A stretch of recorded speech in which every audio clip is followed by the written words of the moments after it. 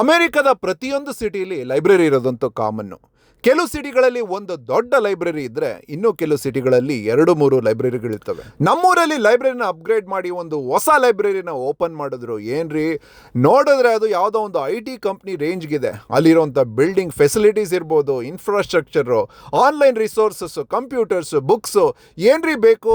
ಇಲ್ಲಿನ ರೆಸಿಡೆಂಟ್ಸ್ ಇದನ್ನು ಪ್ರಾಪರಾಗಿ ಯೂಸ್ ಮಾಡಿಕೊಂಡ್ರೆ ಬುಕ್ಸ್ಗೆ ಖರ್ಚು ಮಾಡುವಂಥ ಅವಶ್ಯಕತೆನೇ ಇರಲ್ಲ. ಫ್ರಿಸ್ಕೋ ಲೈಬ್ರರಿಲಿ ಮೇನ್ ಅಟ್ರಾಕ್ಷನ್ ಡೈನೋಸಾರ್ ಸ್ಕೆಲಿಟನ್. ಯಾರೇ ಬಂದರೂ ಅದ್ರ ಜೊತೆ ಫಸ್ಟ್ ಫೋಟೋ ತಗೊಂಡು ಆಮೇಲೆ ಬೇರೆ ಕಡೆಗೆ ಹೋಗ್ತಾರೆ. ಇಲ್ಲಿ ಚಿಕ್ಕ ಮಕ್ಕಳಿಂದ ಹಿಡಿದು ದೊಡ್ಡವ್ರಿಗೆ ಬೇಕಾಗುವಂಥ ರಿಸೋರ್ಸ್ಗಳು ಸಿಗುತ್ತೆ. ಮಕ್ಕಳು ಆಟ ಆಡೋಕ್ಕೆ ಪ್ಲೇ ಏರಿಯಾ ಇರುತ್ತೆ.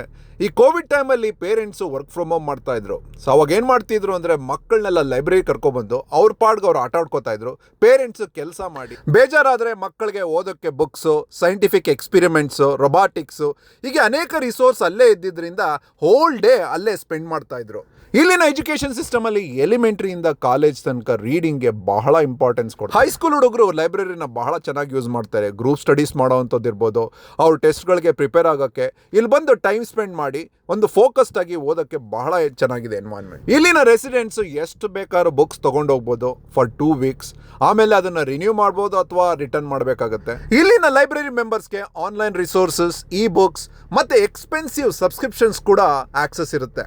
ಇಲ್ಲಿ ಎಲ್ಲ ಪ್ರಾಸೆಸ್ಸು ಆಟೋಮೇಟ್ ಆಗಿದೆ. ಚೆಕ್ಔಟ್ ಮಾಡೋದಿರ್ಬೋದು ಅಥವಾ ಬುಕ್ಸ್ನ ಡ್ರಾಪ್ ಆಫ್ ಮಾಡೋವಂಥದ್ದು ಇರ್ಬೋದು. ಏನಾರ ಆಫ್ ಅವರ್ಸಲ್ಲಿ ನಾವು ಬುಕ್ಸ್ನ ಡ್ರಾಪ್ ಆಫ್ ಮಾಡಬೇಕು ಅಂದರೆ ಅಲ್ಲಿ ಡ್ರೈವ್ ಥ್ರೂ ಡ್ರಾಪ್ ಆಫಲ್ಲಿ ನಾವು ಅದನ್ನ ಬುಕ್ಸ್ನ ಡ್ರಾಪ್ ಆಫ್ ಕೂಡ ಒಟ್ಟಿನಲ್ಲಿ ಎಲ್ಲಿಗೆ ಹೋಗಬೇಕು ಅಂತ ಗೊತ್ತಾಗಲಿಲ್ಲ ಅಂದಾಗ ಆರಾಮಾಗಿ ನಮ್ಮೂರಿನ ಲೈಬ್ರರಿಗೆ ಹೋಗಿ 2-3 ಅವರ್ಸ್ನ ಚೆನ್ನಾಗಿ ಸ್ಪೆಂಡ್ ಮಾಡ್ಬೋದು. ಎಂಟರ್ಟೈನ್ಮೆಂಟ್ ಜೊತೆಗೆ ಜ್ಞಾನನೂ ಕೂಡ ವೃದ್ಧಿ ಮಾಡ್ಕೋಬೋದು.